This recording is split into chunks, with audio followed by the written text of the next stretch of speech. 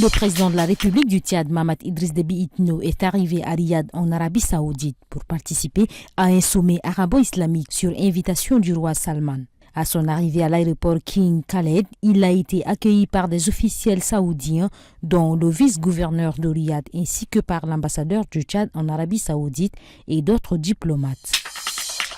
L'Union des journalistes tchadiens exprime sa vive indignation suite à la tentative d'assassinat d'Ahmad Bishara, journaliste à l'agence tchadienne de presse et d'édition.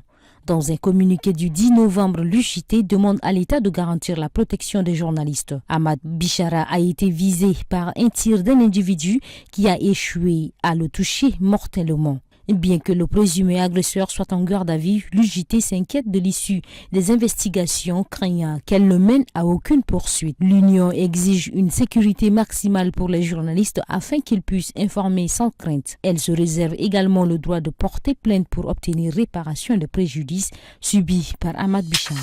L'Afrique est en phase aiguë de l'épidémie de Mpox avec plus de 50 000 cas signalés en 2023 selon le CDC Afrique. Jean Kasseya, son directeur général, a rapporté que 19 pays ont enregistré 50 840 cas, dont 10 741 confirmés et 1083 décès. La semaine dernière, 2532 nouveaux cas ont été signalés avec 345 confirmations et 32 décès. Les cas confirmés ont augmenté de plus de 545% par rapport à l'année précédente. L'Afrique centrale étant la région la plus touchée, représentant 85,8% des cas et 99,4% des décès. La République démocratique du Congo et le Burundi ont à eux seuls constitué 86,7% des nouveaux cas. Des inquiétudes subsistent également concernant la hausse des cas en Ouganda où 14 pays connaissent une transmission active du virus. Un véhicule transportant le délégué provincial de finances Souleymane Issaka Abdoulaye, également secrétaire général provincial du mouvement patriotique du salut, ainsi qu'une dizaine de personnes a été impliqué dans un accident à Karkaye, à environ 60 km d'Aboudeya.